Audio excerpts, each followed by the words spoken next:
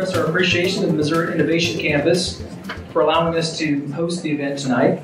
I want to thank the following members who helped sponsor this evening's forum: Boyd Cantor, Thomas and Parrish, Cinematic Visions, Lee Summit Tribune, and the Reinhardt Food Services. A few housekeeping items. There is water in the back of the room, so please feel free to grab a water.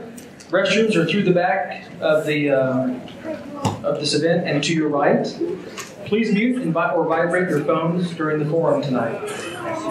Now it is my pleasure to introduce our moderators for this evening. We have Andrew Felker, Chair of the Chamber's Legislative Committee, and Kent Kirby, past Chair of the Chamber's Governmental Relations and Legislative Committee. Both of these fine individuals are active volunteers in Lee Summit. Andrew?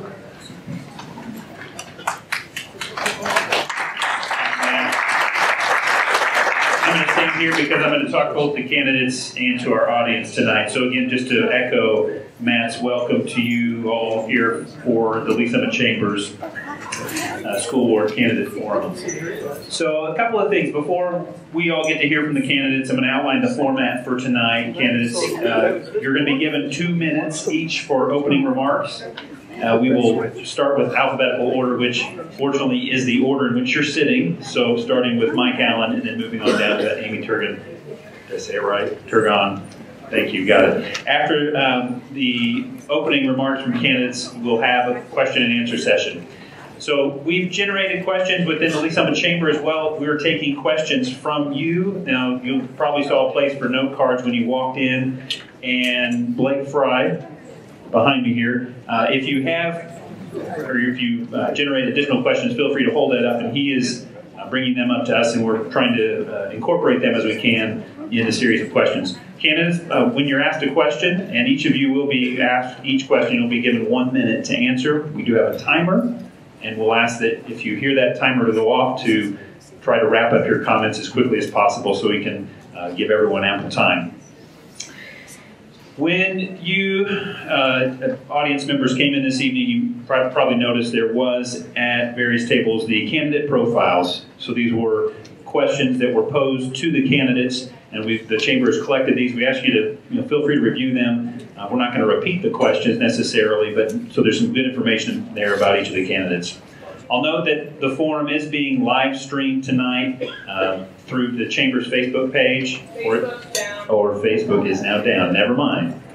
So we are not live streaming tonight, but we anticipate recording and posting it for review later. So hopefully those who want to come back and relive this evening can do so. So candidates, please focus on answering the questions. We have said this at prior forums. I'll say it again. Those that choose to make personal attacks, we will give you a simple warning. If the candidate is warned for a third time, they'll be asked to leave and dismiss from the forum. So let's begin now with opening remarks. I believe you each have your mics at your desk. I will say, candidates, feel free, like you are now, to stand up, sit down. Generally, stay at your podium area, but no wandering too much around. But we'll start with Mike. Again, opening remarks for 2 minutes, and then we'll just proceed down the road. Thank you, Andrew. The benefit of being an A, I guess. Thanks a lot. But I'm Mike Allen, a candidate for the Lee Summit Board of Education, and I'm excited to be here. This room is phenomenal. The energy, the passion, the compassion, the excitement about our future. It's interesting to look at the faces because I see the future of this district, I see the successes of the past, and I see the present. And I love the community. I love this district. I'm a proud husband of 21 years. We have 2 children that are at Summit Point Elementary. Went to summer school last year, even though they didn't want to, and loved it at Westview. I've been in that seat as a citizen, engaged in conversations. I've been in that seat as a moderator, and I felt like it was my time to be up front and run for this office. It's an office of responsibility, accountability. I want to be approachable. I want to be held to feet to the fire, so to speak. I have thoroughly enjoyed the activities I've been in, including the Lee Summit Educational Foundation that impacts teachers, students, families, generations. I've enjoyed being in the Rotary Club, been president of that 1 year, the foundation president for 2 years, Partners in Education, I have grown up in this community. I've seen spouses pass away in this community that I've served. I built a business on serving those who serve others, that engage with the firefighters, police officers, teachers, educators, and staff. This city has given to me, so I'm going to give back to the city. I want your vote, but I and this community need your love and compassion and excitement and energy. Thank you. Thank you, Mike.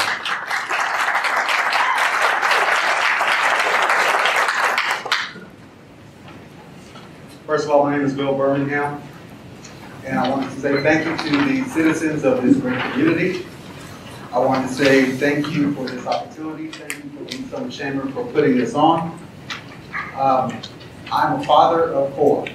One that attends Lee Summit West, one that is at Summit Lakes Middle School, and 2 that are at Hawthorne Hills. So the advancement of all of our young people is central to why I'm running. But we're all here today to discuss the LSR7 school district and to find ways that we can make our outstanding school district even better. Over the past month, we've heard a lot of dialogue about the state of our school district. Some of it has been positive, some has been negative, and honestly, some has been offensive. We've all seen our test scores hit some of the highest marks in the last 6 years, but the question is not where we have been, the question is where we're going. Some debaters might feel that the achievement gap is something that has always been and will always be. I happen to think differently.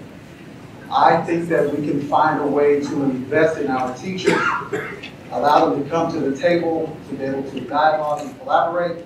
And we can invest in our young people and find a way to keep high-performing students continuing to achieve at a high level, and ultimately make our school district better.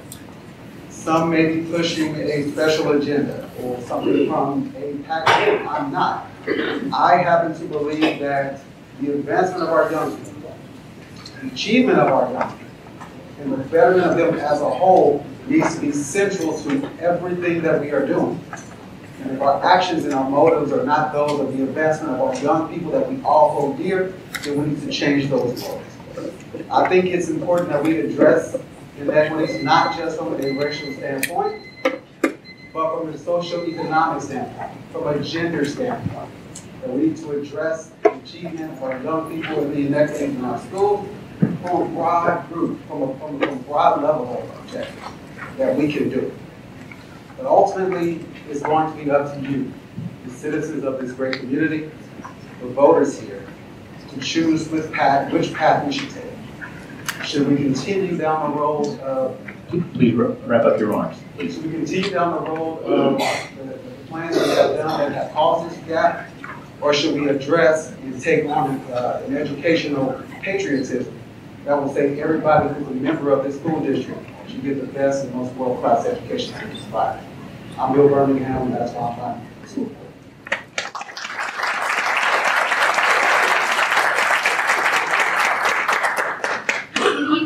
I'm Kathy Campbell. I want to thank the Chamber for hosting us this evening. I want to thank each of you for coming tonight. I'm sure there are people at home on Facebook trying to get in. I'll send a thanks out to them because I know they'll be watching later. What an amazing night to see so many faces here and so much energy in the room. I agree with Mike on that, definitely. I've lived in Lee Summit since 1998. I moved out here because of the school district. I've raised 2 sons through the Lee Summit School District, and I volunteered a lot in the classroom, outside of the classroom, and in different organizations here in Lee Summit.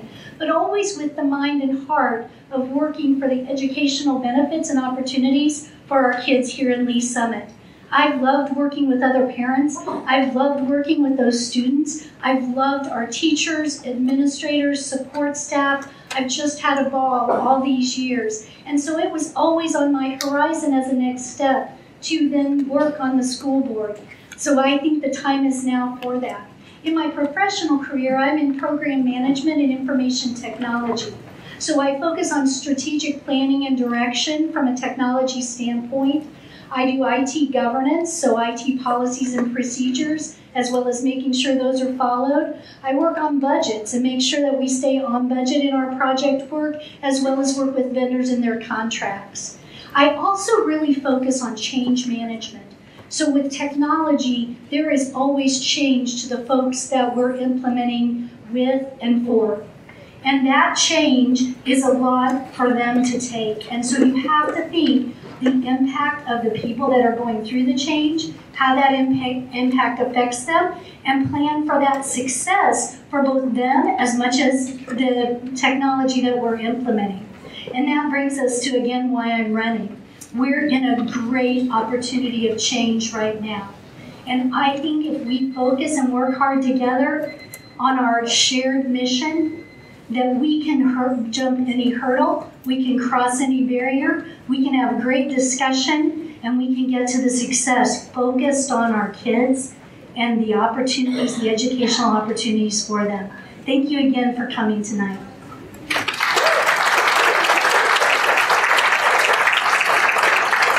Thank you and good evening. I'm Judy Hedrick. Just a little bit about me. First of all, thank you all for being here as well and for watching, those of you who are participating that way. I am not originally from Lee Summit. I moved here in 1990 to take a job with the school district. I grew up in a very small town on a family farm outside of Lynn, Missouri. But I moved here in 1990 to take a job with the district.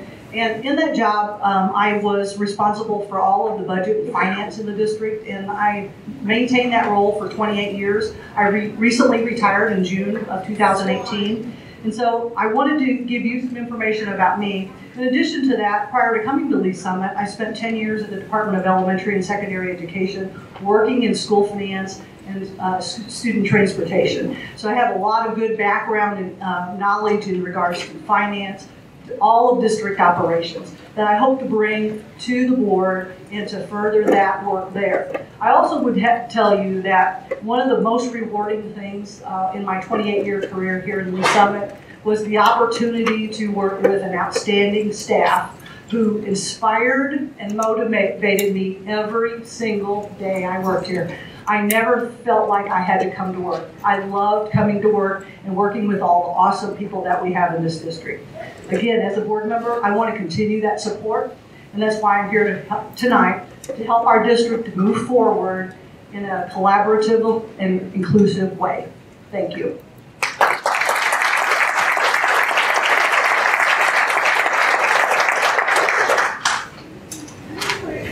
I'm Mike McMinnis. I've been a resident of Lee Summit since 2003. I want to thank you all for coming. Thank the Chamber. Thank my family and friends for coming. And I am aware that my daughter is scoring my debate points, so I will be judged at home. I also want to thank the Chamber for scheduling this on my 60th birthday as well.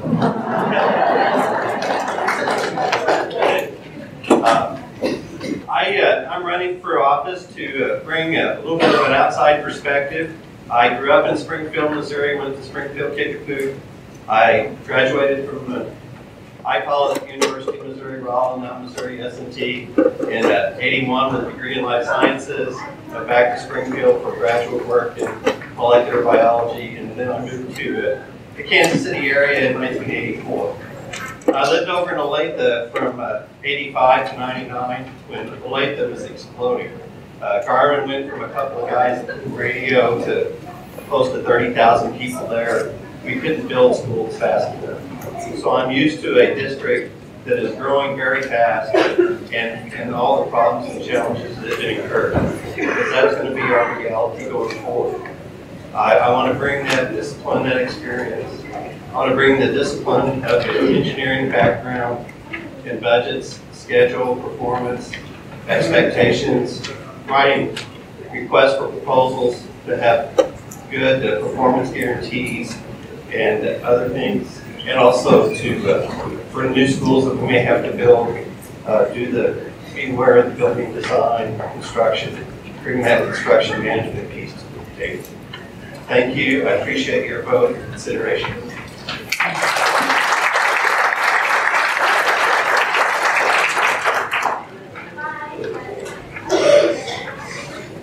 Hello, my My name is Don Olson. Good to see all of you. I'm looking around. I see students that my mom taught. I see former teachers. I probably know where this is heading, but I've got quite a long history here at Lee Summit. We moved here in 1957 when I started first grade. I graduated from Lee Summit. My son graduated from Lee Summit, and I've currently got 2 grandchildren attending elementary school. My mother taught here for roughly 25 years. She was Lee Summit's first specialist of any kind when she was named breeding specialist by Dr. Bernard Campbell. My background, mainly financial. My work history, I worked for John Deere Company for approximately 10 years. One of the things I did there was counsel with dealers, financially, the agricultural dealers that I called on. We did budgeting, financial analysis. I put on bookkeeping sessions for bookkeeper training sessions. And again, I worked for Deere for about 10.5 years. Since then, I've been in banking. I'm a commercial lender. I make business loans, real estate loans, and so forth. So naturally, that job entails also quite a bit of financial detail, financial analysis. And I'm running for the school board in order to keep the district on an upward path. We've got a great district. Like I say, I've got a very long history here in this town and with the district. And we just need to see the district continue on that strong path. Thanks a lot.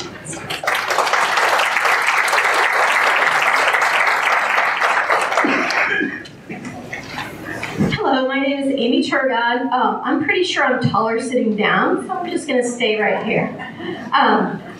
My family and I have lived in Lee Summit for over a decade. We moved here for the phenomenal school district, and both of my daughters graduated from West, and my son is currently attending West as a freshman. I feel like as a parent, we need to focus more on our children. I know there's a lot going on in our district. It's been a little bit tumultuous, and there's been a lot of things happening, but we really owe it to our children to come back and focus on them. And I feel like, as also an accountant and financial analyst, I have the perspective of a parent and a financially minded person. I hope that everyone can understand and realize that the board should reflect the community that it serves and why parents should have a voice on the board. And that is all. I would love for you to vote for me, and thank you.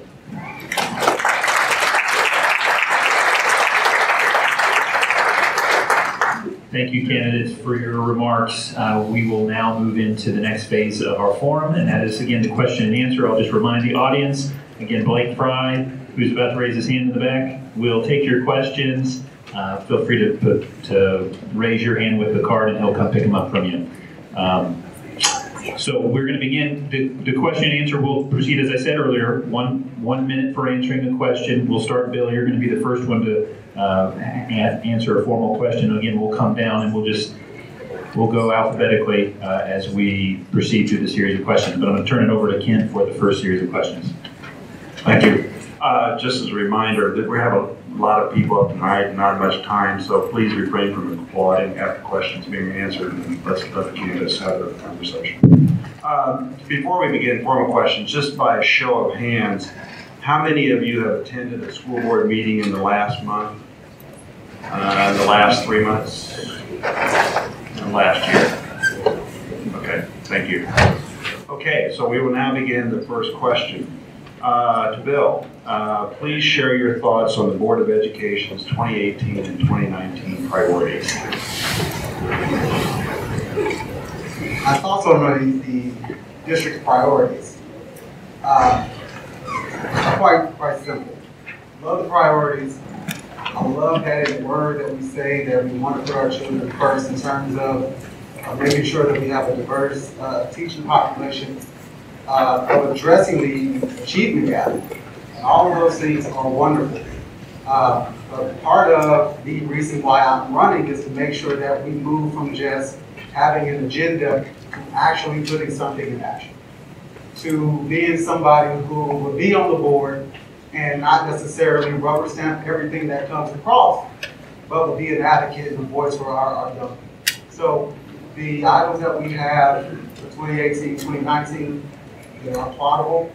But I am also ready to make sure that we put some action into place and make sure that we address those and not just have them on paper.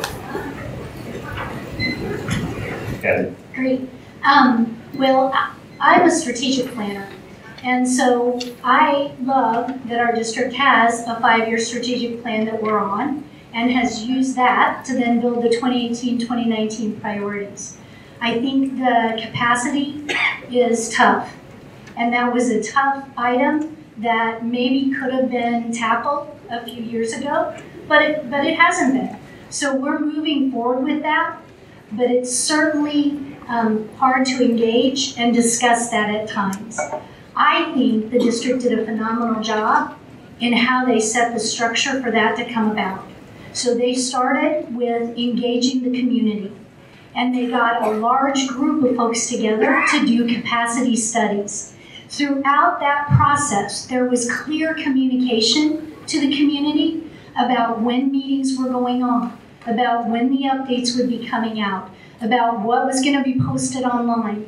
And I thought that they did a great job through that process. So that's just one of the priorities. I'm sure we'll touch on some more later.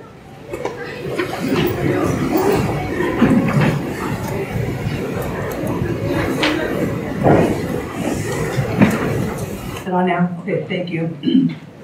The district priorities really are centered around 3 areas. One is the academic focus of the district. The other one is the comprehensive school facilities master planning and facility issues and student-ready learning. And then the last one is built around our communications. I think when the board approved those priorities, those were priorities that they had identified from their discussions, their interactions with community members, and with the staff in terms of what the identified needs were. We've been looking at, when I was with the district, we've been looking at our long-range facility planning in terms of the student capacity issues. And as the economy and some of those factors that influence our facilities and housing in our community, those were kind of, we've kind of seen some variation from year to year on that student enrollment projections, which is a very key component of your facility master planning. But I do think those 3 priorities at that time were reflective of what the board saw as the needs in the district.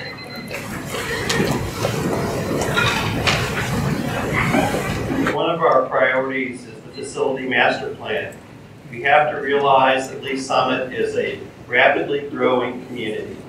I said 2 years ago we needed to redistrict, and that Winterset will probably go to Lee Summit High School, which made my daughter very unhappy. I said it last year, and this year it happened. I think that's going to continue. We have several large subdivisions under construction right now, advertising schools that are full. We need to get with developers and establish a priority. How do we deal with full schools? How do we get land set aside for new school construction with the 4,000 acres for churches releasing? We need to be early in and put in for land for schools for that growth. So we need to manage the growth. It's not just the city, it's not just the school district, it's both.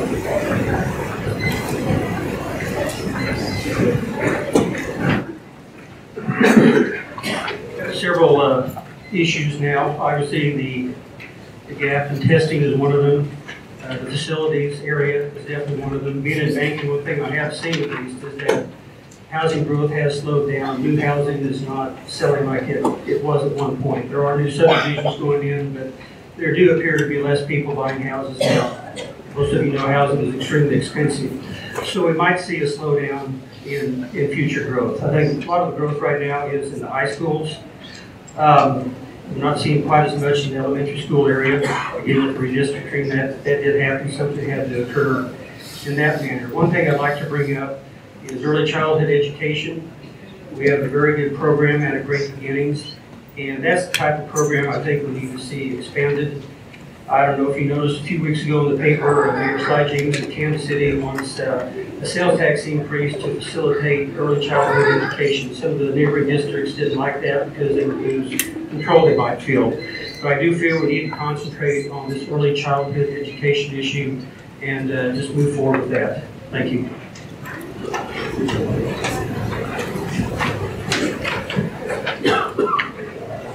The issues we're facing are very important, and there are some people who believe that we haven't been as transparent as we could be. And so I feel like that's an area that we should focus on and improve upon, because when we did the CFMP, I think the board did a phenomenal job, including the community. I believe everybody felt heard and included, and I think we should expand that to include everyone, to make sure everyone feels included and that we are being transparent as a school board. Mike, wrap it up. Well, I'm getting, okay. Question, Andrew. Share my thoughts about the 2018-2019 priorities? Correct. All right. If they're priorities, goals, like in a business, are they achievable? Are they measurable? Can they be accomplished in a time frame that's suitable to meet those goals? I think they were outstanding goals. I think they were developed with our school board, with our superintendent, with the team. Is our academic achievement gap a gap that we can knock out in 18-19? Highly unlikely, but something we can certainly identify, target, and work toward. Do we work with our teachers about that achievement gap? Every single teacher I've talked to, hundreds, quite frankly, that have communicated with me, said, make us better. Sure, we'll take it on. They arise to the challenge. What about the CFMP? Certainly, wonderful communication. Bumps, challenges, yes. I was at the very first one in here. There was a lot of talking at. I hope we can collaborate about those issues. And then the third, communications. We're in the middle of the communications audit, and I think that will go very well. Thank you. Thank you, candidates. On to our next question, and I'll just encourage you, just leave your mics on. I don't think you'll I don't think you'll speak into it as when you're not actually answering questions, and it does have a little bit of a time between the time that it turns on and you actually get to it works. So, second question, or maybe we're on the third. Who knows how many questions we'll be asking tonight. Kathy, so if you'll lead off, how would you, as a member of the Board of Education, work to resolve conflict between board members, administration, etc.? I think that's a great question, and I've done a lot of conflict resolution and conflict management learning in my career. You know, I'm sure you'd be surprised to know that in an information technology project, sometimes things don't go very well. And when that happens, there's usually conflict and a lot of finger pointing. So I've taken a lot of training, and I believe very strongly, and I utilize this in discussions, that you start with a common goal. You make sure that everybody in the room shares that common goal, and then you identify through root cause analysis where the problems are. Sometimes when people really get a chance to articulate their concerns, they're way different than they originally came in the room thinking the problem was. But with good discussion and conversation and being open and respectful, we can resolve any conflicts that we have as long as we keep that focus on that mission that we're working to accomplish. Thank you, Judy. I agree with some of the things that Kathy mentioned, but I think in any time when there's conflict, you have to start by focusing on relationships, and you do that by conversations and building trust with each other, because people who have trust in each other are much more willing to go out there and maybe make a statement or really describe their feelings more so than if there's not that trust that doesn't exist. There also has to be respect and honest, and everybody has to agree to honest and open communication. Thank you, Judy. Michael? I agree again with what they said. Trust is important. Agree on the common goal. Also agree on the facts. Now, we may have different solutions to reach that goal, but we need to agree on the facts.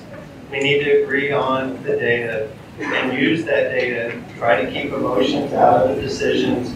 Understand that a lot of these things we do, there's going to be unhappy people on the program. When we make the decision, we discuss it, and come together as a board, have our vote, and then we support that decision.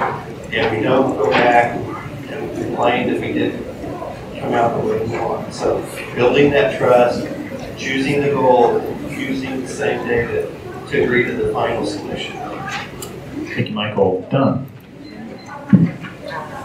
This is kind of sounding like a presidential debate. I agree with the person that spoke before me. But, I think what everyone has said is true. One thing, you have to listen to all points of view. You can't get your emotions get a hold of you and take you down a path that you don't want to be taken. But again, I think everybody has summed it up. You just have to be willing to listen to all points of view. Put things down on paper. Write down how you feel. Take a look at how others feel. And it isn't easy sometimes, but you have to come to a compromise. You just have to be reasonable in the approach. Amy? So I think all of us can pretty much agree that conflict resolution is important, trust is important, honesty is important, focusing on data is important, focusing on relationships is important, and everyone needs to feel heard. And we have to put our beliefs and ideas aside while we listen to other people with an open mind. And I think that is the best way to resolve almost any conflict. Okay, Mike? All right. How will I work to resolve conflict? Is that the question, Andrew? I think so. They're talking. Chitter chat. All right. It better be built on trust. Everybody said it. One-to-one relationships. Understanding stay in your lane, right? Commercial. Collaborate. I look in this audience. Think about how Lee Summit Care started. It started with a superintendent, a police officer, and a minister going to Oklahoma City, talking about building a community of character. We, as a community and a school district, are built on character values and collaboration, trust, honesty, discipline, one-to-one relationships, rolling up your sleeves and getting messy, wading into the deep end, jumping into the shallow end. I don't care. But that's what this community is. That's what it's been. And if we're successful, that's what we'll continue to be. Thanks. Bill? Part of the reason why I believe I'm qualified for this position is just this, working with the board. I chair a nonprofit, for which I have several board members that I communicate with, and each of them is attempting to get what they need for their particular projects. Now, the ultimate goal of a leader is somebody who seeks to understand and then be understood. I cannot be a hardliner when it comes to making sure we have progress. My job is to make sure that I understand the points of view of everybody who is on a board.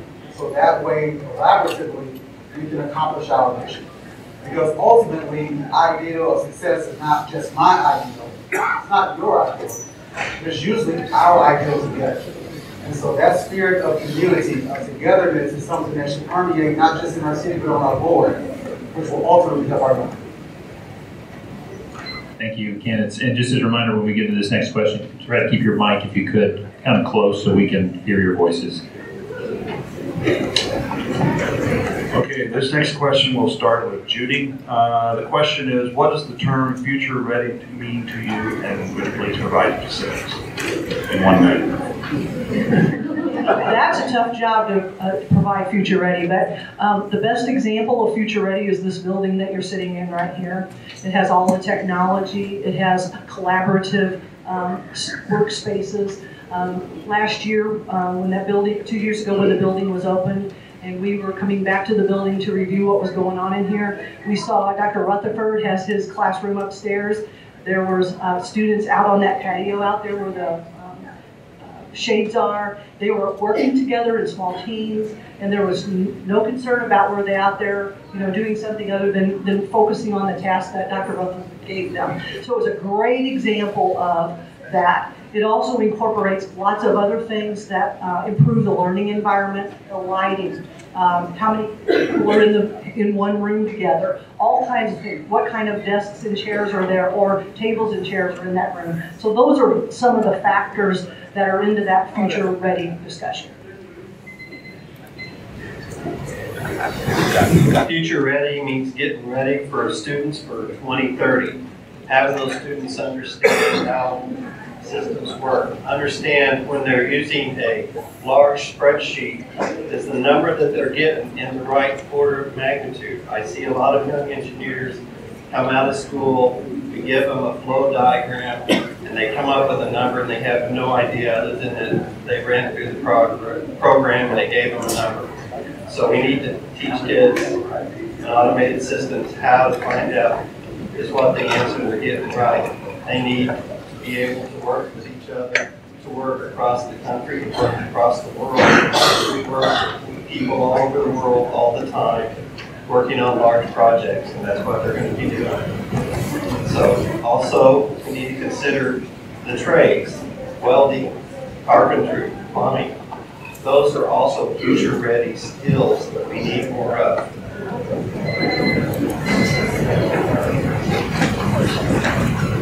I agree with what he just said.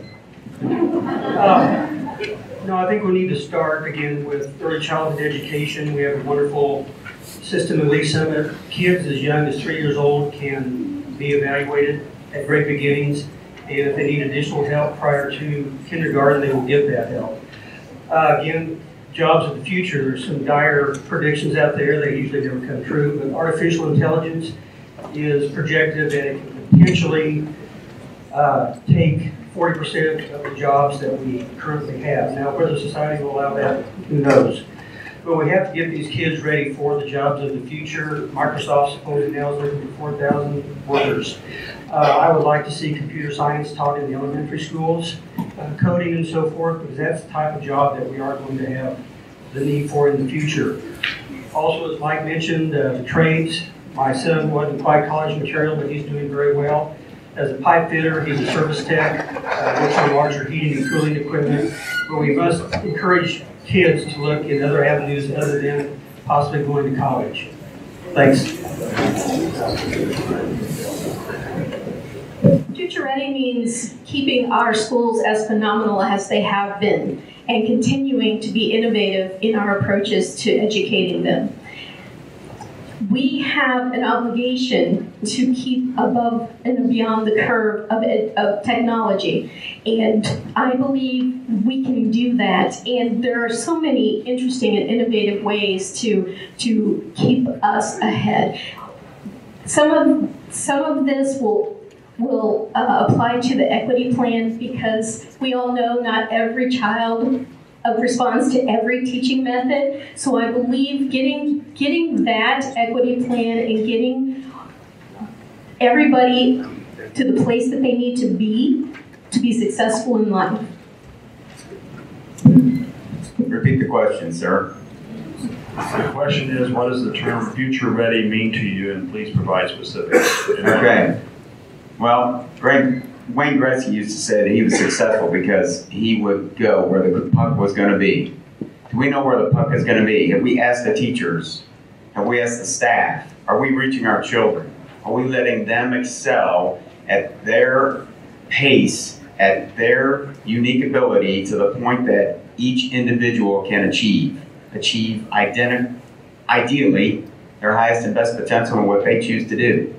This is fantastic. MIC is fantastic. Missouri Innovation Campus. Not Lee Summit. It's not Lee Summit R7. We've got UCM, MCC, and this community engaged in the success of this place. If we keep working forward and identifying what is in the year 2035, CSEP 2021, that's on us. Now it's time for CSEP 2027 or 2030. Let's continue to drill down on that. And it is. It's both structures, access, it's both visual, audio, and everything that it takes to get our kids ready for their futures. I'm a system engineer. I work on Unix systems networks. The vast majority of the people that I work with, talk with on a daily basis, don't live in our city. They don't live in our state. They don't live in our country.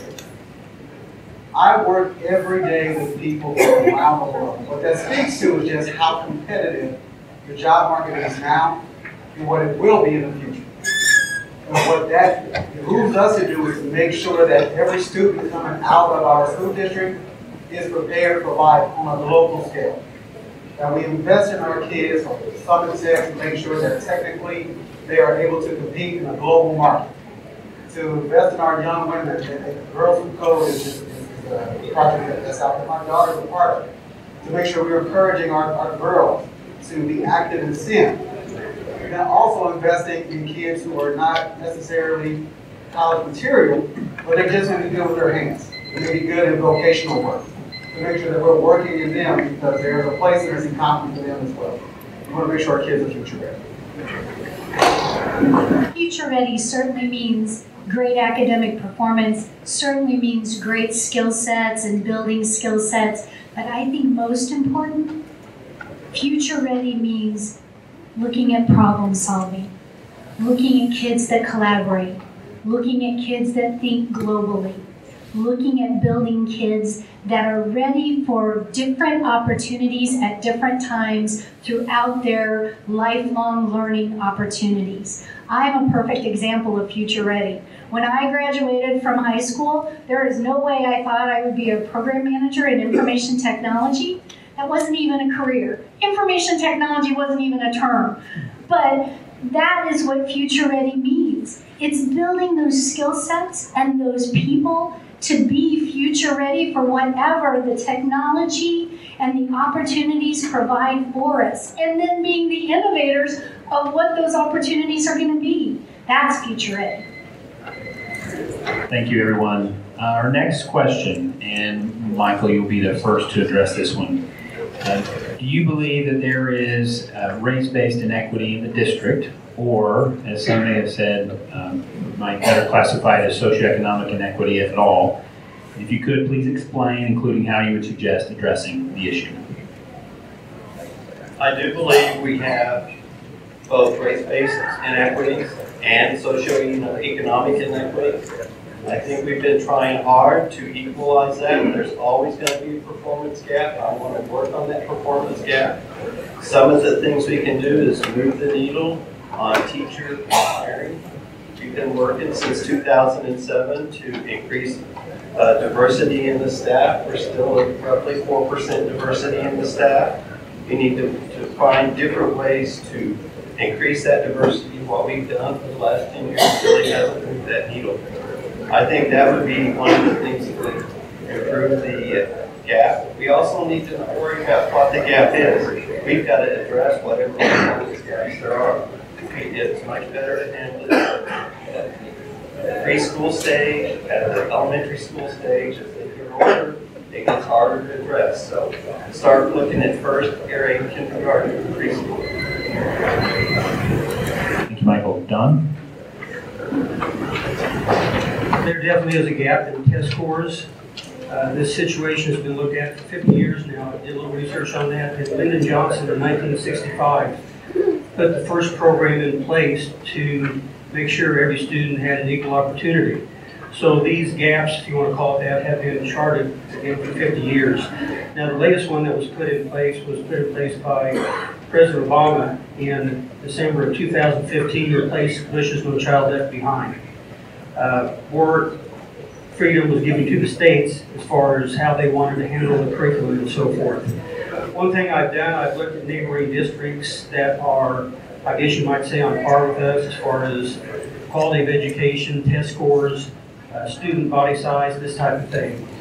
And every district that I looked at, the gap between black and white, both in ELA, English language arts, and math, is about 30%.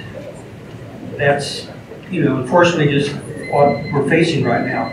But the thing is, working with all students, again, the early childhood education, encourage kids to work hard, and that'll help the situation quite a bit, I feel. Thanks. Amy? The data shows that there is absolutely a gap, both racial and socioeconomic. Even taking into account race, socioeconomic, there is still a racial gap. And we need to be better about recruiting teachers who look like the students that they serve. The equity plan that was put in place that is set to roll out in 2021 is a very good start. it's a good start, and I believe we can build on that and meet everybody in our district where they are and help them be successful. Jamie. Mike? I know I've asked every time. Repeat this question, because the verbiage of this question is a bit defensive, or not defensive, but is a bit confrontational. So I'm interested in the question of how it's written. Not intended to be confrontational, just to address the issue. The question is, do you believe there is race-based inequity in the district, or as some have classified it as socioeconomic inequity? Please explain, including how you might address an issue. Had a thorough conversation with one of our principals recently, and we have an achievement gap that's measurable. There is a difference between Caucasian, African American students. There's a difference between multicultural, multiracial students. So yes, we have to address it. We have to hit it. We have to work with it. We have to meet students where they are and work with our teachers and allow our teachers to work into their strongest opportunity of providing curriculum and meeting those kids where they are at any given time. When I heard the term race-based, I don't think it's race-based at all. It may be measured in differences of racial performance, but I think that we deliver our curriculum to each student as best we can. And yes, let's get to the bottom of the difference in numbers. Let's have the conversations and hit it hard. We do every time. That's why we've been successful. Let's continue that success. Bill? Perhaps the most, if there is something that is disheartening, is the term achievement gap and being spoken as if there's nothing that we can do about it. And that is something that I categorically reject, as should everyone here, because every student here is a member of this community. And we need to put forth our best effort to do it. Additionally, we have to speak about it in more than just race. There are gender inequalities. Our teachers are fantastic. We need more men teachers as well. So we don't just need more African American students or teachers to match the students that we have. We need more men teachers as well, so that we can make that relationship between an older man and a younger man who can look back on his own experiences, and that helps that young student. What we also have to do is broaden and give teachers more latitude in terms of how they address and educate our students, instead of being restricted to just maybe one teaching method. And then give them space and room to be able to communicate that over to other teachers to help our young students as well. So let's look at this more than just race-based. Let's look at it from every aspect that we can in order to conquer this achievement gap. Thank you, Bill. Kathy? Clearly the facts, are there. We've seen the data. We have the facts available to us. There has been work that has started to come out with the equity plan to address some of these things. It's a good start. But I think we need to take a hard look at how we meet each student where they're at. And I think when we begin to have conversations about that and make true progress around that and keep that as the focus, that's when we're going to see benefits. It starts, as several folks have mentioned, when kids are very young. But if we can meet each child where they are, because stats and facts are very important to me. I'm a number cruncher too. But behind the stats and the facts are the faces of every single one of these kids. And they need us to take action now on this, and we need to make changes for this now. And so we need to begin this hard work and then build the process so it is just part of our dialogue every day. Thank you, Kathy. Judy? When we talk about achievement, we're just talking about test scores. So I think our conversation really should be much broader than just test scores. And truly there is an achievement gap between our individual students. But I do think we have to look way beyond that and look at other factors such as socioeconomic, language, since we have a lot of ELL students in our district, family situations, wealth, lots of different things that we need to look at to determine where the opportunity gaps are. And that's the thing I think we need to be looking at as a district, is opportunities. And that means opportunities to college, to career and technical programs. All of those things are wrapped up in that, what's called that opportunity gap. And that really, to me, should be the focus.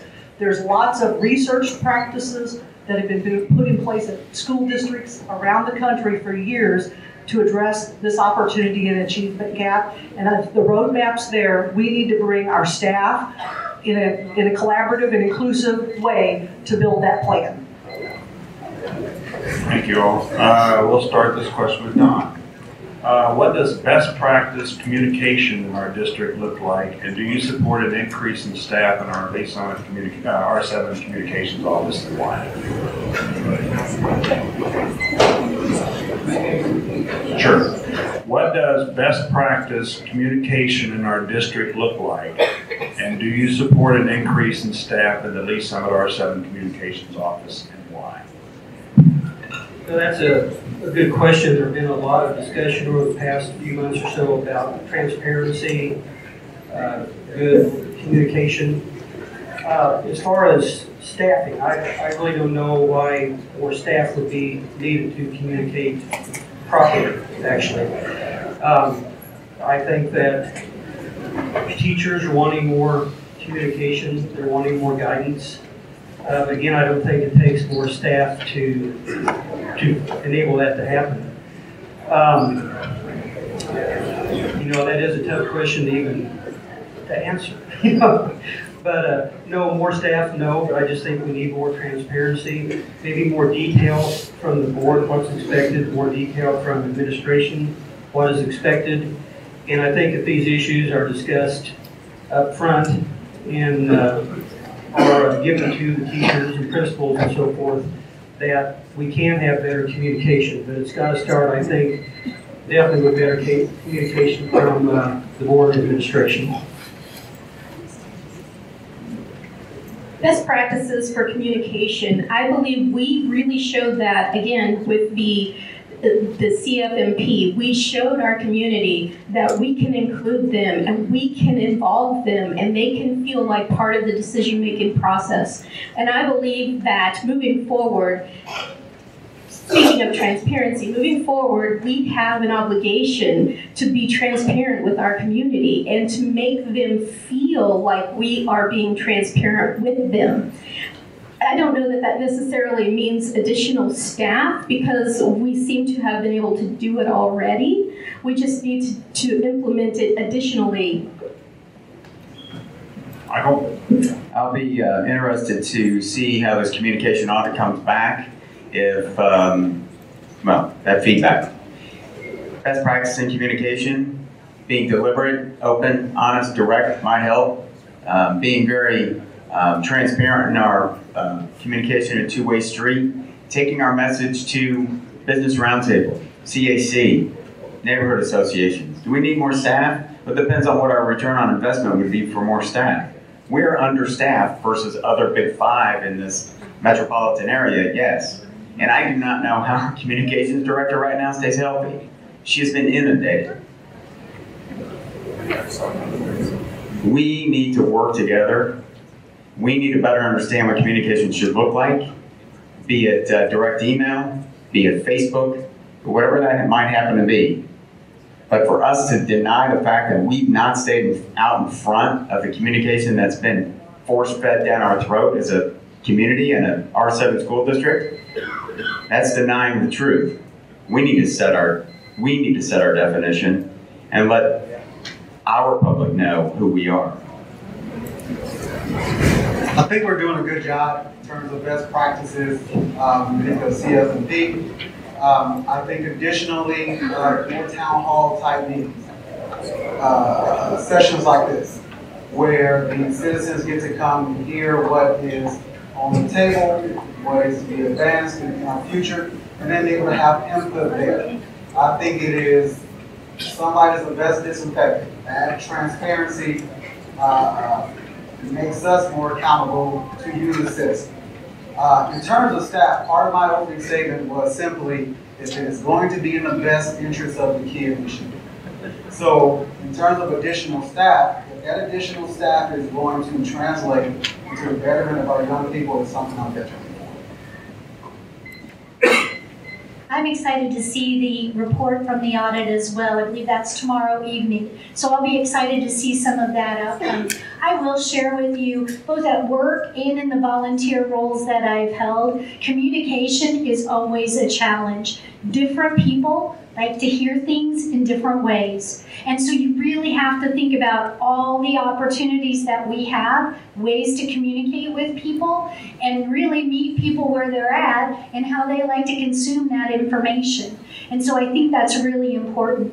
Around staffing, I'll be interested to see the audit outcome. But again, I think we need to know what the skill sets are of the folks that we have currently and where do we need to augment that. Because clearly, in the past, this district has been challenged with communication. I like the capacity plan that I mentioned before, how that communication was handled. That is a great start and a great structure. The more we can engage and talk, the better off we're all going to be. I do agree that the district has really worked hard the last couple of years on improving communication. I do think there's continued need, though, for two-way conversations like we're having tonight, and really even a little bit different than we're having tonight, so that we can get more participation from the audience than you just sitting there and listening to us talk all night. So I do think that's very important. I am anxious to see the communications audit as well, and to look at the return on our investment, and to potentially look at other options for supplementing the needs of that department. I will tell you, in the 28 years I was at the district, every year when we talked about additional staffing, it was a very painful process to try to make decisions about, do we add a position here versus classroom support and instruction. It is really a tough decision, because those salaries and benefits are reoccurring to the budget and just continue to escalate the cost of our budget. So that's a tough conversation to have.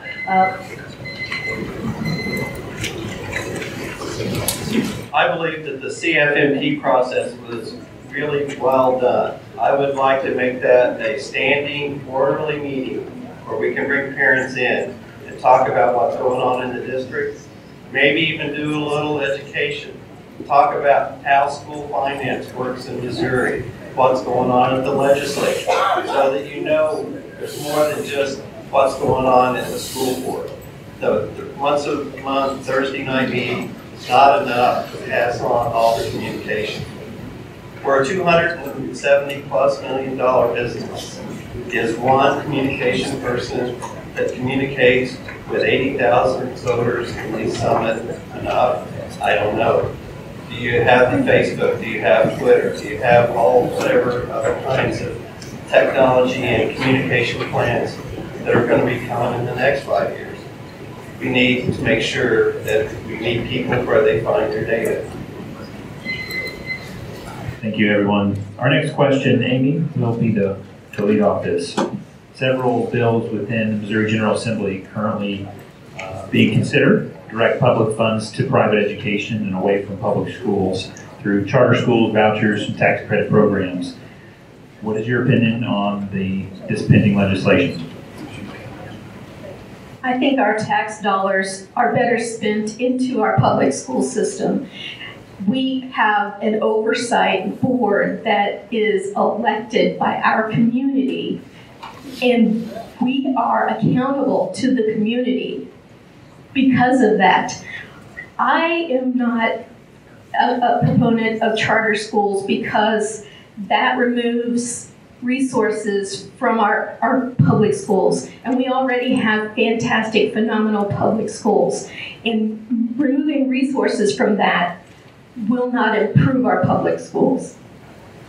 Thank you. Mike? There was a lot there. Sorry. There was a lot there, but I think you're getting into vouchers and charter schools, bottom line.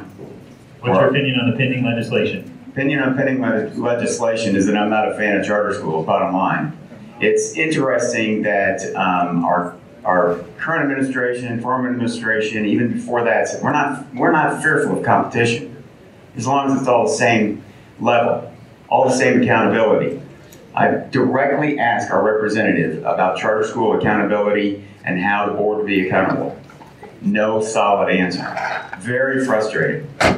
Let's create a new bureaucracy to solve a problem that we do not have here in Lee Summit across the vast state of Missouri. There are situations where charter schools might work. You're taking dollars out of something that does work, can continue to be improved. Vouchers, very much the same way. A little bit different, but very much the same way. And I believe that working the public school districts across this state with DESE and a lady that's the director there that's very solid can do wonderful things for the future of public education. Mike, Bill? I am no for school vouchers and specifically charter schools in Lee Summit.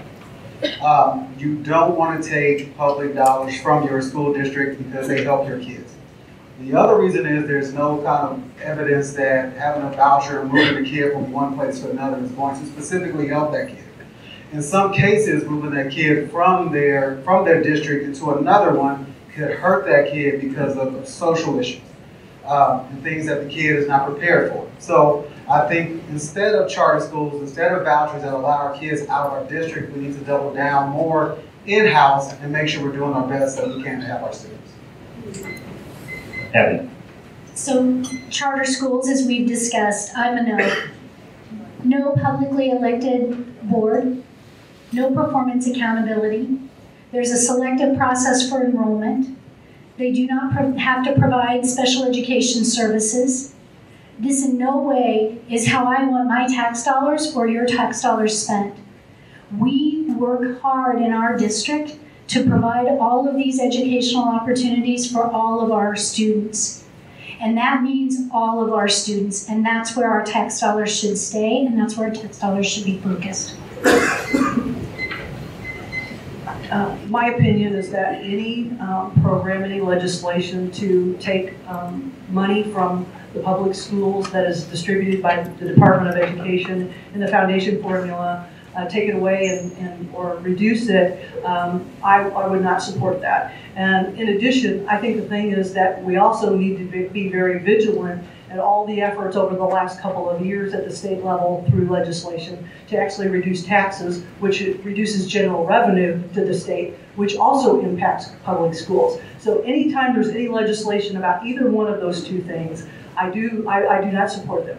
I do think that in certain school districts, charter schools have a place, they're filling a need for those particular districts.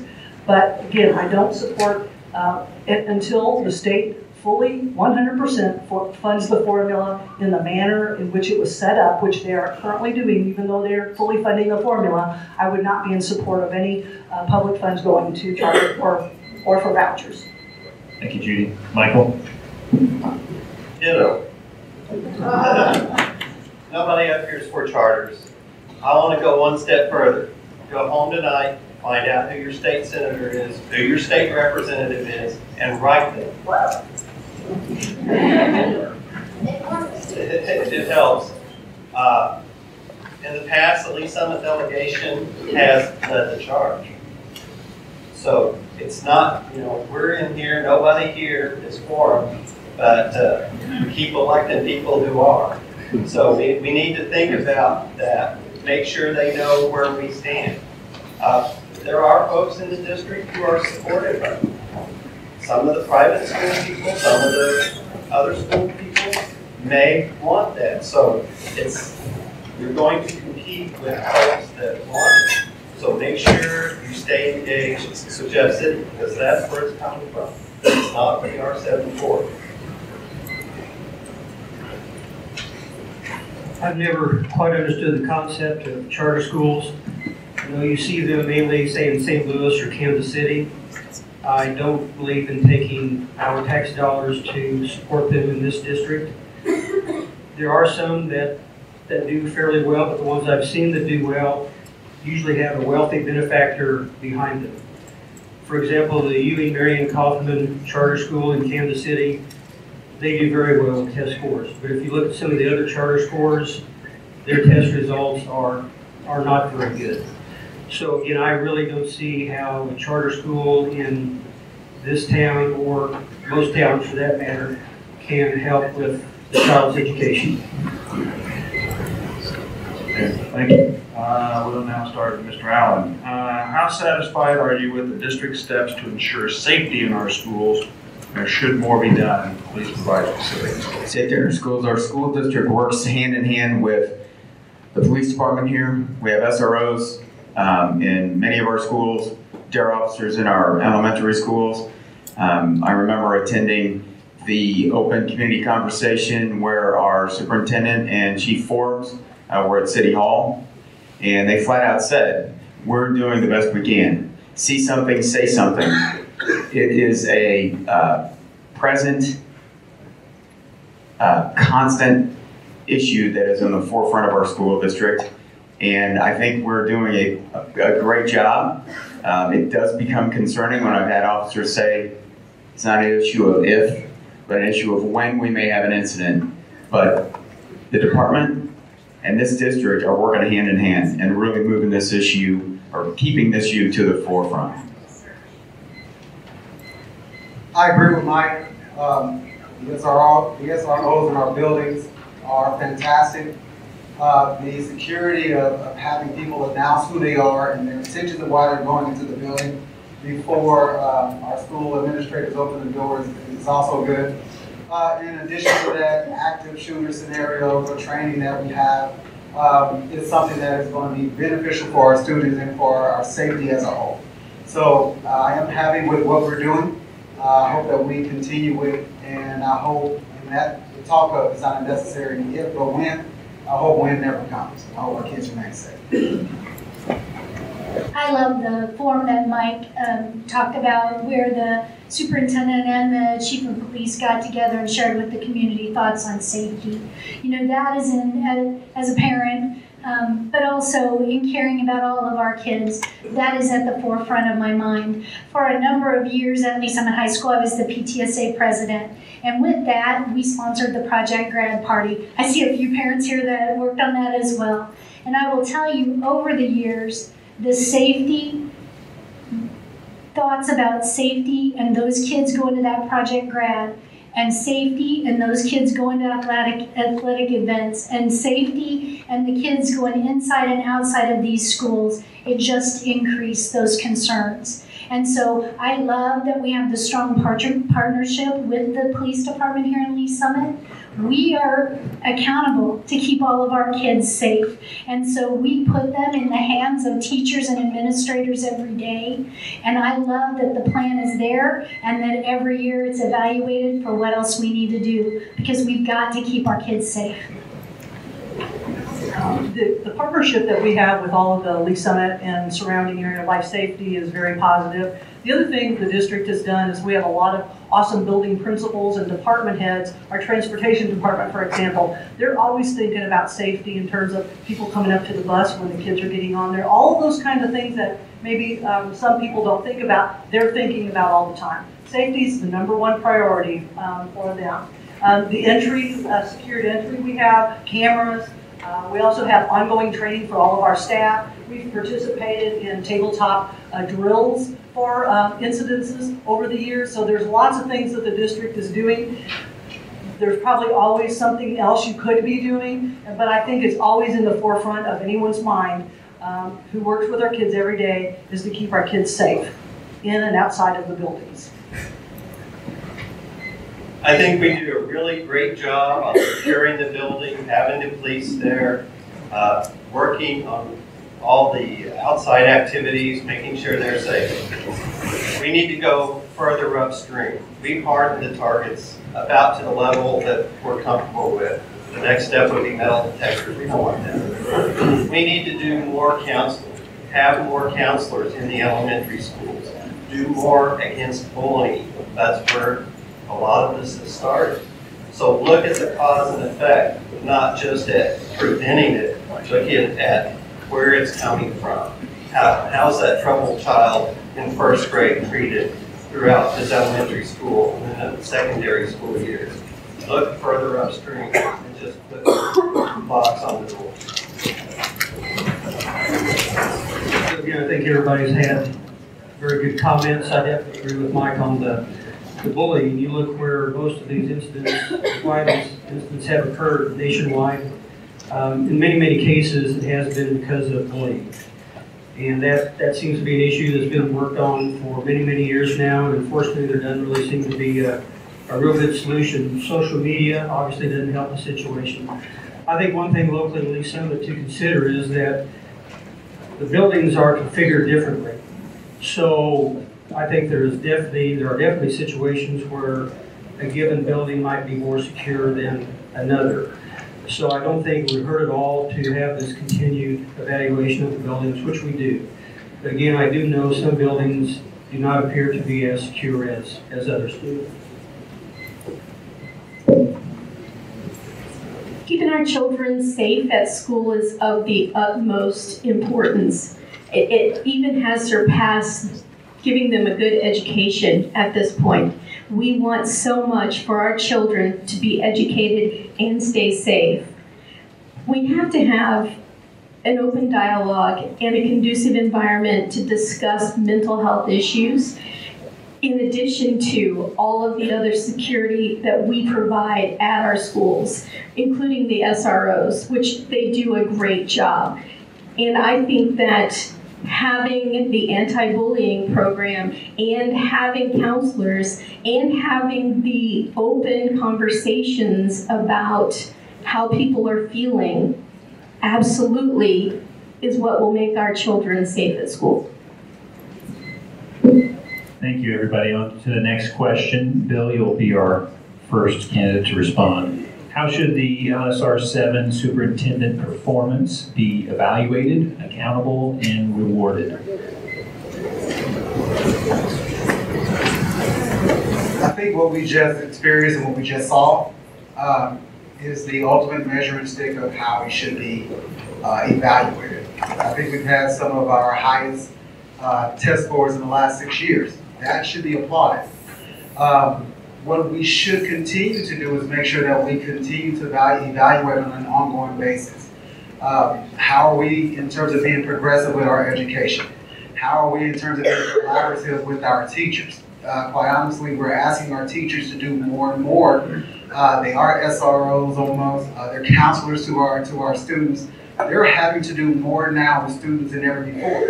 So we should evaluate in terms of how are we dialoguing with our teachers? How are we making them more competitive in terms of being able to teach our students to a higher level of achievement? And so if we are hitting those marks, if we are hitting the levels that we need to, then whatever contract is up for vote, we should definitely vote for extension. Our superintendent, I view as our CEO. So when we have the school board, that's basically your board of directors. And we've got the CEO that manages our school district and leads our school district. So certainly that's a contract negotiation discussion, but it's also looking at performance around the district. And then that reward is part of the contract negotiations as well.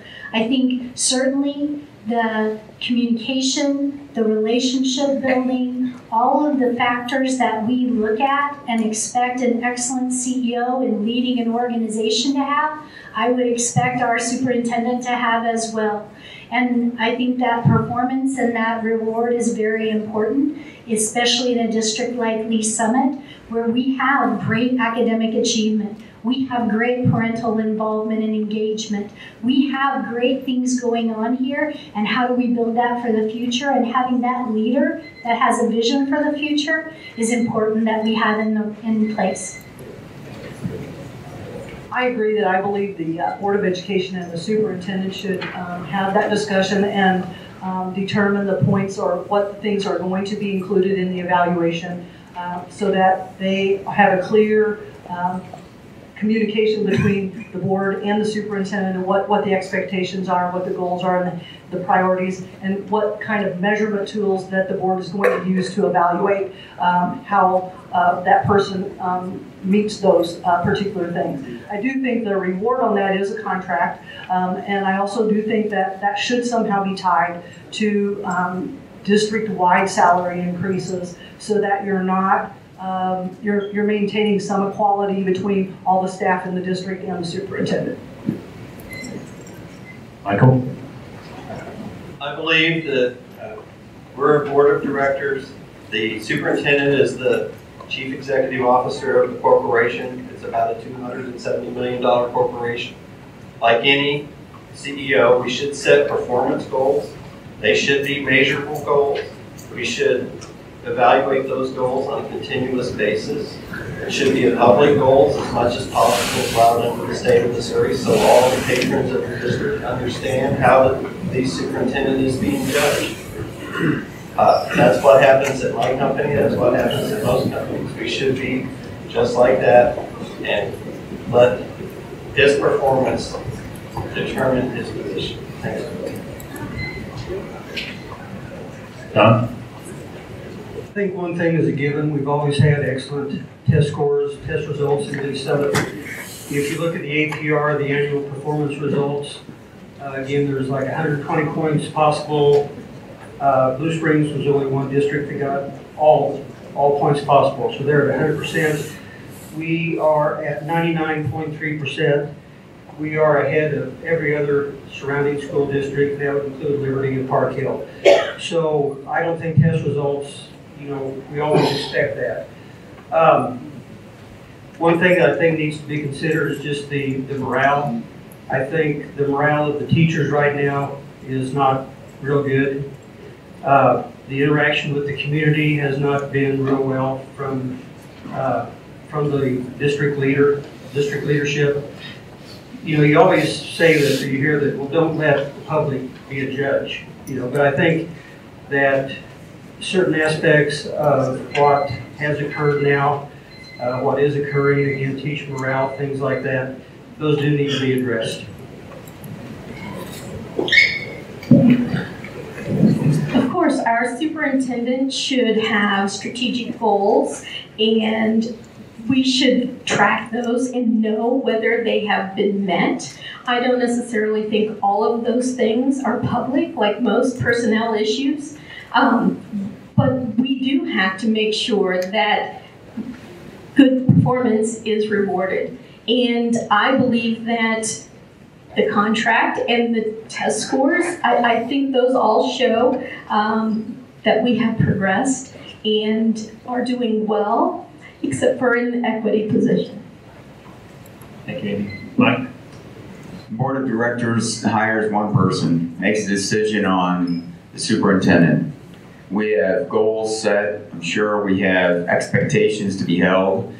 We are to hold the individual accountable for what those goals are. Are they attainable, achievable, set in time frame that we expect? Morale does come into play. Public perception does come into play. Listening to your constituents comes into play. We're elected. Now, we've got to discern exactly what works well in a compassionate way for the greater good. Is it rewarded with an extension? Possibly. Is it rewarded with a higher salary? Possibly. It also, I loved one of these answers. It needs to be commensurate to what's going on down in the staff. Bus drivers. Had a bus driver stop in the other day.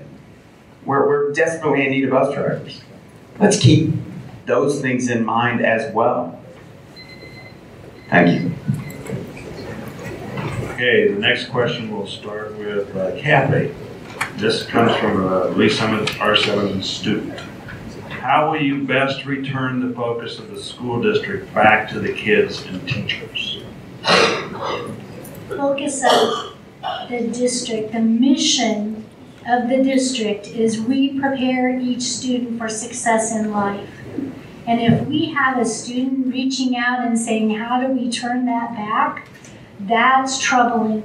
So I'm so glad there's a student here, many students. I'm so glad that there's student questions here.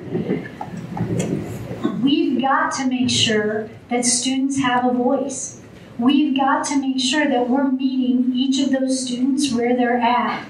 We've got to make sure teachers are enabled to get the tools that they need and the learning opportunities that they need to do their very best work in and out of the classrooms with our students. So I absolutely support our teachers across our district. I support the administrators as well with everything we need to give them to do the best job possible. And I absolutely support our students. in anything that they need, making sure that we're providing that for them. I think the approach that needs to be taken is that we need to go to the building level and involve our building principals and the teachers who work with kids every day. They see the kids, they know what they need. My last comment is going to be from a line out of this book, Closing the Opportunity Gap. Teacher quality may be the most important in-school factor influencing student achievement. In my opinion, that says it all.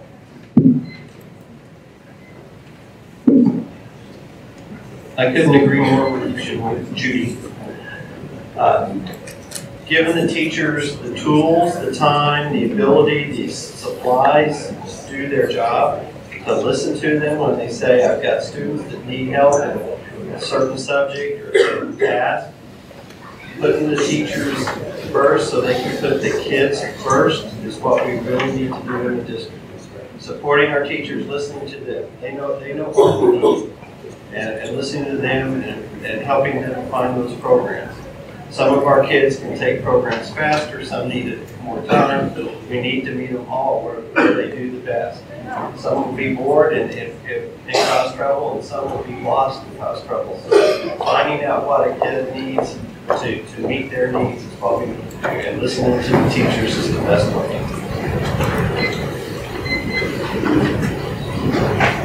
As you heard, my mother was a teacher. I was very fortunate to have a mother that was a teacher. It sure helped me in life. So I have a great affinity for teachers.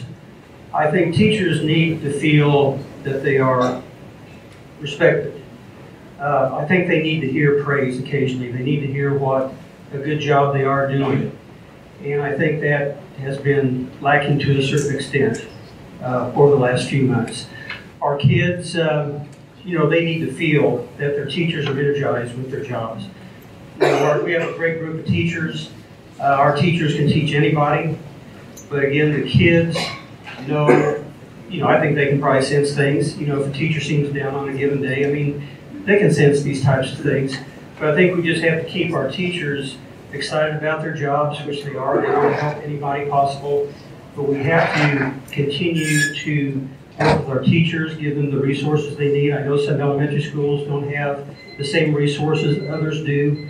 I think we ought to push for equal teaching resources at each school.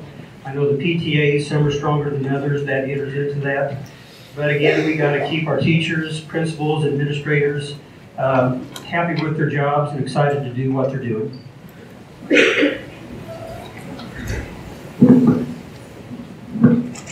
Obviously, our children are the most important factor in everything all of us are doing.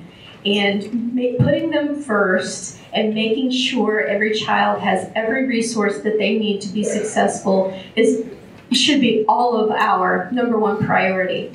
And I believe that by enabling teachers and giving them programs and tools to ensure they can give every child what they need to be successful is what will help children feel put first.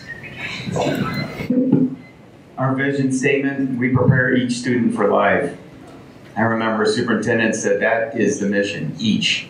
Not every, not collective all, each student.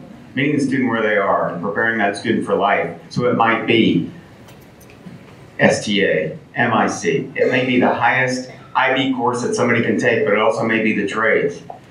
We are elected by our stakeholders, our stockholders, citizens of this city, to stand up and represent the student.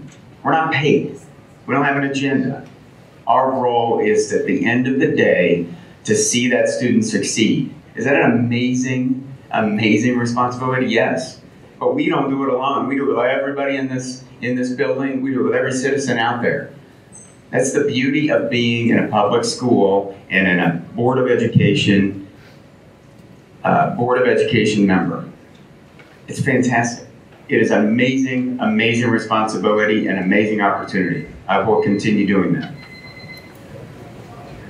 My campaign slogan is simply this: our kids can't wait. And so the question that came from the young student should be something that runs through each and every last one of our minds. Our students can't wait. During this debate and over the course of the last few months, we've argued and we've spoken about a lot of things, and very few or very little of that has to do with the achievement of our young people. Our kids can't wait. So central to that is making sure that we are empowering our teachers. They're on the front lines of what making sure our kids are successful, not just in the classroom, but in life. They're doing more and more in the classroom. They have so much on their plates with less and less. And so we have to empower our teachers, provide the training that's necessary to identify cultural problems or identify behavioral problems or problems in their home or anything that might inhibit or stop the learning process. If we want to focus on our kids, let's focus on our teachers and make sure that they have the ability and are empowered to do what's necessary to help our kids, because our kids can't wait. Thank you, everyone. The next question, Judy. If elected as a member of the Board of Education, would you advocate for or against new legislation in the Missouri House under consideration that would change the current pension system to a 401k system? It's House Bill 864. I would not advocate for that. And let me tell you a couple of pieces of information that a lot of people don't know, even some of our legislators don't know. And in fact, I've written both of ours already about that legislation. I think it's ill-conceived, number one. When I read it, it doesn't make a lot of sense to me, and I've got a financial background, so and I don't think it's a positive thing for our retirement system. The other thing is, everybody that's in the state retirement system, we contributed to that into that system our whole careers. So it's not something we got for free or we didn't work for, so we contributed to that. The other thing is, most teachers, myself included, I'm teacher certified. I do not qualify for Social Security because I've not worked, my whole career has been in public education, so I don't have any Social Security, and I won't. And so a lot of people don't know that either. They think that's just an add-on on top. So those are 2 points that I made specifically with the legislators to make sure they were aware of that. Thank you, Judy. Michael. So that's your second letter tonight. The Missouri Teacher Retirement Fund is well funded. Like you said, you guys put your money in there. The problems with a well-funded retirement system is it looks like a big pile of money that we can take a little tweak here and there and not cause anybody any harm. So we have to stay on top of that. I would write my legislature. If I meet with legislatures, I will tell them, no, I can't believe that you're even trying to do this. Don. If I read that bill correctly, I believe part of it might have been an option for either 401k or participate in the pension plan. The information I saw stated that if teachers go into the 401k program, obviously they can take it with it. And it read that if a teacher stays with the district they're in or another district, and there are variations there, they would be ahead of the game with the pension plan after 5 years of service. And again, what will happen if that contribution does stop, it does affect the retirees. We've got one of the strongest pension plans in the country here for teachers, if not the strongest. And I definitely think that ought to continue. Obviously, I saw my mother benefit from that. I know the teachers do. That is a great incentive for us, the districts in Missouri, to get the best teachers possible. And I definitely don't want to see a mandated 401k. I don't think it would come to that, but I don't even want to see the option there. Moving the goalposts halfway through after so many people have donated and given their lives and their careers to this retirement plan, it isn't fair. It isn't fair for the teachers who have paid into it. It isn't fair for the retirees who receive the benefit from it. And I absolutely think that we should not pilfer the stocks of that fund. Absolutely. Mike? The idea of House Bill 864 is sheer lunacy. Public employees, public teachers, we can't budget enough money to pay them their worth. We can't pay them enough. Bottom line, employer puts in 14.5%, employee puts in 14.5%. Don't qualify for Social Security. They teach under their actual salary value for years. The system works, the system's funded, the system continues to be funded going forward. We don't need to jack with it. That's the bottom line. Bill? I think central to everything that I've spoken to has always been about the betterment of our young people. And so our retirement plan is right on par with that. Our retirement system is good, but what it also does is because it's so good, it attracts good teachers to our state and to our city. What we need to do additionally in terms of supporting our teachers in retirement is also allow our teachers who have retired to be able to come back into our district as substitutes and to be able to work more days, more hours without losing that retirement. And so ultimately what that does is it allows experienced, professional, good teachers into the district, which further helps our students. I think when I look at a retirement plan, I view that as an overall benefits package. So as Mike alluded to, certainly part of your salary includes benefits, includes retirement planning. And so again, clearly we've heard across this room, listening to the groans and moans, how teachers feel about this. And I think that's a really important point about being an elected official. So if you elect me, my plan is to listen. And my goal would be for all of us to go home and write our folks in Jefferson City and say, I listened tonight and I heard a lot of moans and groans. What are you people thinking? And so I think that's what I really want to point out. I'm going to listen to you. I'm listening tonight. And my next step is to go home and write some letters. Okay, the next question is an audience-generated question. This will be Michael. Teacher morale is an all-time low due to sensationalized media with no rebuttal publicly on educators' behalves. How will you actively promote the district and its 1,300 educators and 18,000 plus students? I believe in lots of public speaking opportunities. We need to go out and shout from the rooftops how good Lee Summit is. And we had a question earlier about additional public relations help. Maybe this is one justification, I'm not sure, but we need to be out there speaking our story, not letting other people tell our story. We know what our story is here, and yes, sometimes we have a few warts. We need to be honest and open with those and not push them down below the surface so that it just sits there and festers and then pops out. We need to be honest, we need to know where we have problems, talk about our problems, but also talk about all the great things that go on here. So there are surprises when we see we've got to redistrict the schools because they're packing bags. We need to go and talk about all this open and honestly because there's so much good going on there.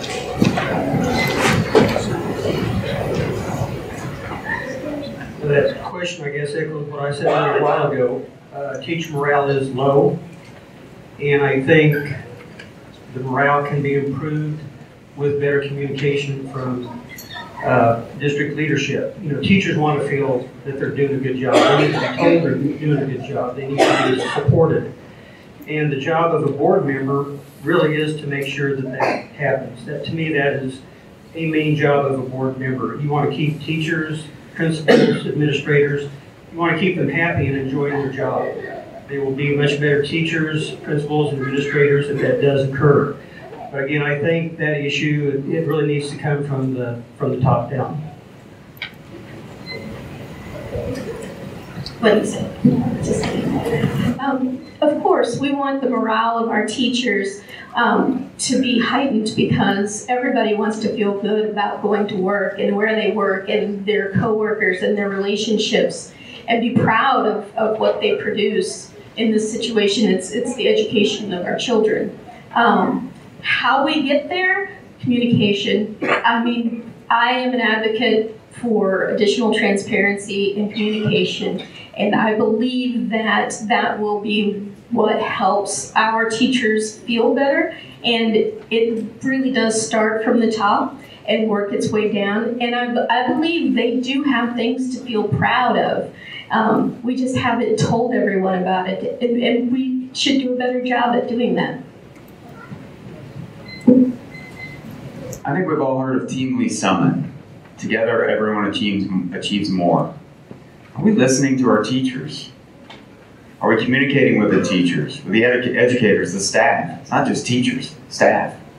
Are we listening to the administrators in the buildings, the principals? Is it communication top down? I hope not. Hopefully the communication's bottom up. And we're loving on our teachers and our staff members, and they feel engaged in the future to make a difference for our kids. We're all here because we want to be engaged. That's all I got. In terms of our teachers, we want to do more than just simply give them lip service. We don't want to just say, we appreciate you and you're amazing. But we want to put some action behind that as well. So we have to find a way is how can we improve morale? Maybe it is, instead of having a deductible in terms of their insurance, we find a way to get that down, which is direct money into teachers' pockets that they don't have to pay out. We also can figure out a way of saying, do we have to necessarily jump on every new teaching fad that comes out? Because that takes time away from them being able to prepare their classrooms for their students. So we also have to talk to teachers directly, not necessarily dictate to them, but find out what's going to be beneficial for them. What are they looking for? What do they require? And then move to actually put that plan into action. It's not necessarily what we say to our teachers, but it's how we interact with them and how we provide them what they need. Can you repeat the question for me, please? I'm not sure I unpacked everything. Thank you. Teacher morale is an all-time low due to sensationalized, trying to make me say that word twice, sensationalized media with no rebuttal publicly on educators' behalf. How would you actively promote the district and its 1,300 plus educators and 18,000 plus students? So certainly when we talk about employee satisfaction, teacher satisfaction, first, I think the first approach that we do in many companies and departments I've worked in is you survey. You say, where are the satisfaction drivers and what do the surveys tell us? And then you acknowledge that there is a problem here and you acknowledge where those gaps are, and then you make the plan. You listen to folks about their input on those surveys, and then you make the plan and then you act. So definitely we're at the place where we need to be doing that. And if we have some things started, maybe I'm not familiar with those, but we have an obligation to make sure that every day in those classrooms, we have satisfied, happy teachers, because then we're gonna have engaged, learning students. And so that is a priority that we've got to take action on. You know, I think it's a challenge with social media today. That media piece is a challenge, but we've got to acknowledge, listen, and act. First of all, I would say that as a member of serving on Team Lee Summit from 1994 until 2018, I actively worked every single year for all of our staff, because we have just about as many support staff in the district as we do teaching staff. So I think that they often get overlooked, but I've always worked real hard for them.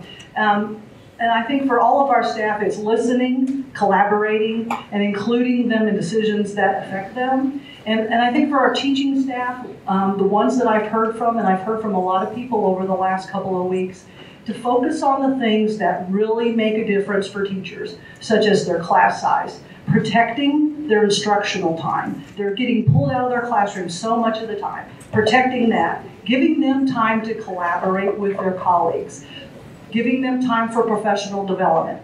All of those things I just mentioned, guess what they impact? Student achievement. Thank you. We are near the end, so as we've tried to throughout, we've got a couple of, or one more audience-generated question, and so Don, you'll be the one to lead off with this. African Americans feel disenfranchised within this community. It is felt they are seen but not heard, owing to the fact that African Americans are overrepresented in subgroup categories. How do you make them a part of the solution rather than assume they are a part of the problem? Well, first of all, I don't think it's fair to say that all African Americans do not feel wanted or involved in this community. I don't feel that at all. Now, you've heard a lot about these test score gaps, and they are there. There's no doubt about it. But again, it gets back to things like early childhood education, hard work, teachers that want to teach. That's how you get some of those things solved. You know, if you go to the Lee Summit High School website, for example, you'll see numerous curricular and extracurricular activities. I think it's important for kids at all ages to participate in groups, to feel a part of the group. Obviously, even when I went to school, there were kids that were definitely didn't feel part of a group. But we have so many things to offer kids right now as far as extracurricular activities are concerned. They can feel a part of a group. And you know, I think that's, again, elementary all the way up through high school. But I just do not believe that every African American in this community feels that they are not a part of the community. Amy? That's unfortunate that people in our community are feeling that way. That actually saddens me quite a bit.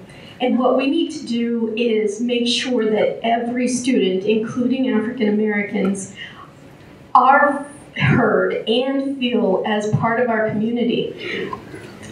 It's unfortunate. I can't even imagine having a student come home and say, I felt like nobody saw me today. I felt like nobody heard me today.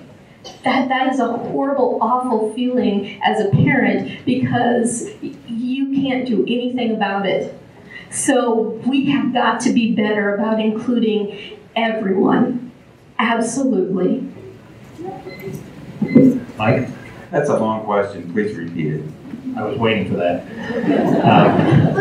African Americans feel disenfranchised within this community. It is felt they are seen but not heard, owing to the fact that African Americans are overrepresented in subgroup categories.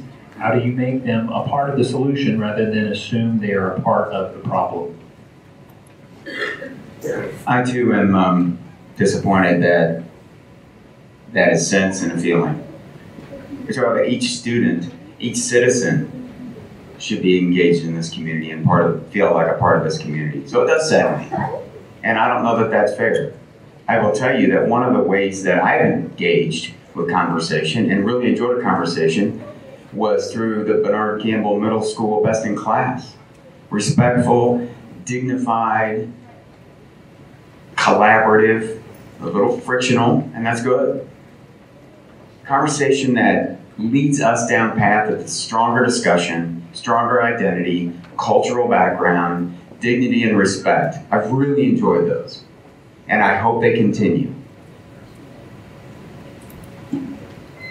At one of our schools, we had a student who found a Confederate flag.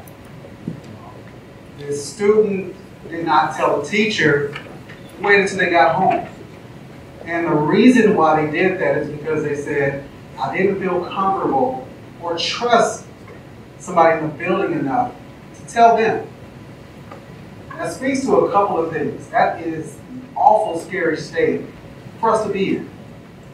What it also speaks to is the need for diversity in our teaching staff and in our administration staff. It's vital. When you have 13% African Americans in the school, but your teacher population is under 2. It's vital. What it also speaks to in making sure everybody feels welcome is we have to broaden our curriculum in terms of things being cultural. Black History Month, we have to teach more than just Martin Luther King. We have to. And additionally, what we have to do in order to make sure that we are not overly represented in subgroups is to make sure that we have equity training in place. And while I do not subscribe to PEG, I do believe that we can put training in place, and we can have people in this district to put something that will better help all of our students. Thank you, Bill. Kathy.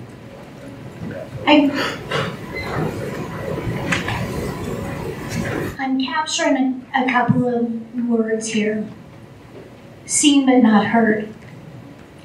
And then I look at a mission statement that says, we prepare each student for success in life. So that tells me that we're not following that mission statement, and we have a problem. And with every student being met where their needs are, I think we've got to make sure that our parents across the board are engaged and involved, because that leads to student success as well. We know that. And if people are feeling seen but not heard, we've got to talk. We've got to talk more. I will tell you, in my volunteer roles at Lee Summit High School, as well as in the elementary school, I worked hard to engage parents, to make sure parents knew when meetings were, what we were going to talk about, how we were going to talk about things.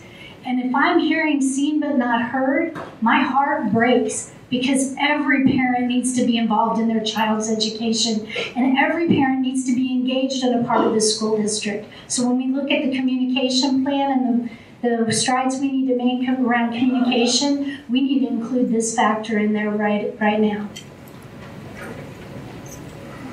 I think the main thing here is that we need to really put our focus on each individual student to see what their needs are, and to determine with their teacher and their building principal what kinds of things they need to be supported.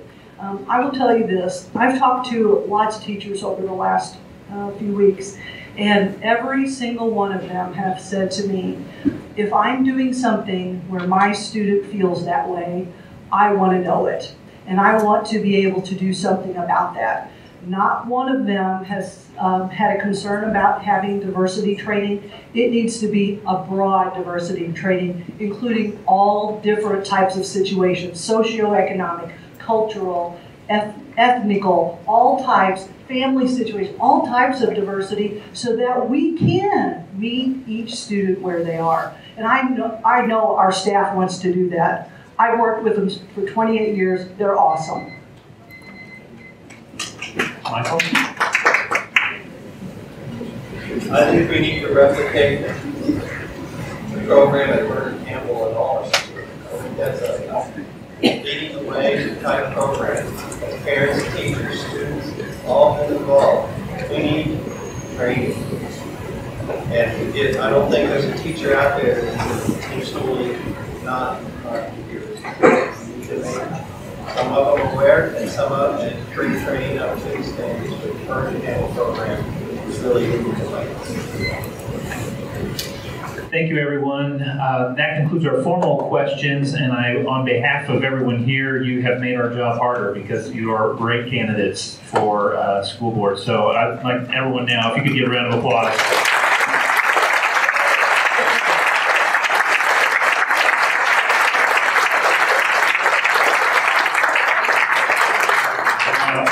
Candidates, while you thanked us and thanked the chamber, we thank you for taking the time to both be here and to sacrifice and make all the time and effort it takes to be a candidate for our school board. Now we'll have closing remarks, and as I said at the beginning, we will have reverse order. So Amy Turgon will be first, Don Olson will follow, and then we'll proceed down. You have 1 minute to close. So we'll proceed with that. Amy, please give the floor. I may not be a great public speaker, and I most certainly am not a polished politician, but I am a parent with children in the district with a vested interest for all of our kids to succeed. There is no one who will work harder, be more determined, and be more dedicated to make sure that every child gets what they need to succeed in Lee Summit. Without question. I absolutely will make sure that happens. That's it. I've had quite a few people ask me, why in the world do you want to do this? Since I told you about my long history in Lee Summit, again, I graduated here. I've got two grandkids in school. My mother was a teacher here. I just think we have some issues that we are dealing with right now as a community and as a district. And I just felt I had to step up, so to speak, and do as much as I could possibly do to try to rectify some of the negativity that we are seeing right now. I think it's very important that we accentuate the positives, and there's always going to be something that can be improved. There's no doubt about it. But we have so many fantastic things to talk about, and I just don't think we are getting the full story out right now. Our teachers could not be better. I had the pleasure of talking to numerous principals and teachers during the course of the last few months, and I'm just totally impressed. The level of dedication is unbelievable. And I know some of you as teachers, former teachers, you feel that way, and we just must continue the upward stride of the district. Thank you. So, Mayor, what's my story? My friends are teachers, they're residents, they're parents of students. They've all filled my ears with perspective and context beyond mine as a father, as a resident and taxpayer of Lee Summit. We have an amazing school district. We have amazing teachers. We need to get the city and the school district to work together to grow this district, overcome what minor few issues we have, and proceed to the future to look for those students in 2030, 2035, and 2040. I'm a lifelong learner. I have a proven record here in this district of collaborating and working with teams, looking for the best solution to whatever the problem is for our students and staff. But I will tell you probably the most important thing is I'm extremely passionate about public education and what happens for our students in this district. And I am an approachable person. I'll listen. I'll ask the tough questions. I'll stay informed. I'll analyze information and make decisions that are right for our students and our staff. I'm dependable and reliable. I will serve and I will advocate for the entire school community, which is all of our students, our staff, our parents, and our community members. I always think, and people who work with me know this, I always think we can do better, regardless of how well we've done. And some of them are in the audience, and they can tell you.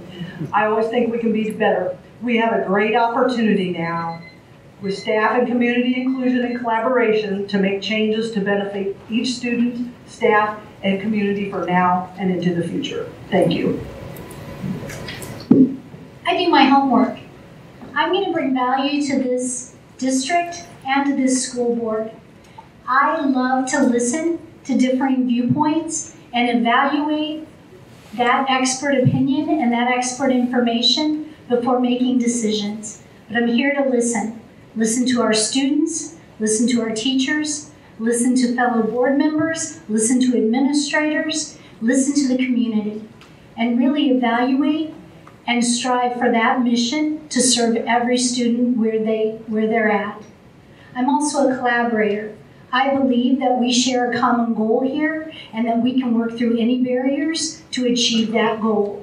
And we'll work hard, and I'll ask questions, and sometimes tough questions. But it's important to have those hard conversations because that's what's going to accelerate us to the future. So I'm passionate about our kids, and I'm passionate about their education, and I'm asking for your vote. Also, if you want additional information, you can look at my website. It's Kathy for LSR7kids.com.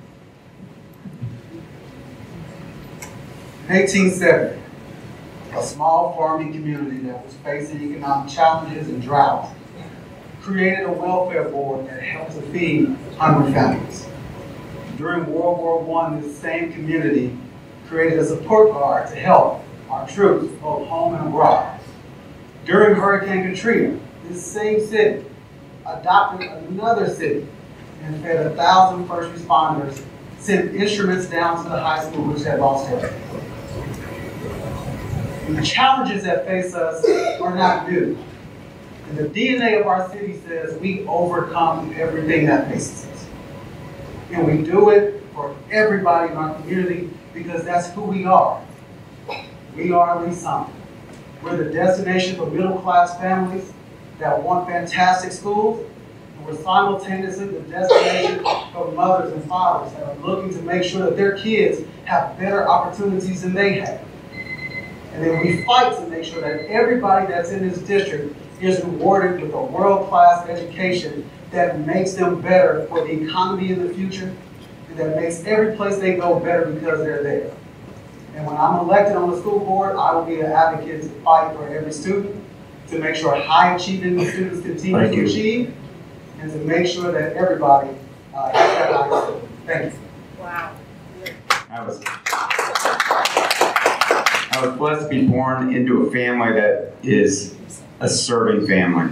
My father's headstone reads, "His joy was in serving others." My mom's here tonight. She has been a love of many. I am surrounded by people that hold me accountable. I had a stepfather that stepped into my life at the right time in the right spot, kept me from a number of things that I was getting involved in 6th and 7th grade. He was an 82nd Airborne paratrooper and served in World War II. I've had examples around my life. I believe in servant leadership. I believe in being held accountable, approachable. I have people on, I shouldn't say my team, our team. I have 2 quotes on my little piece back there that I didn't necessarily ask for. I asked for their support, but it's their quote verbatim because I believe in them and they believe in me. I believe in this community. I've been dug in. Most of you I know, which I really am thankful for. I'll wrap it up. And I'm also excited for the opportunities. And it's amazing what we can accomplish. The best is yet to be. Thank you. Thank you. Let's give these all.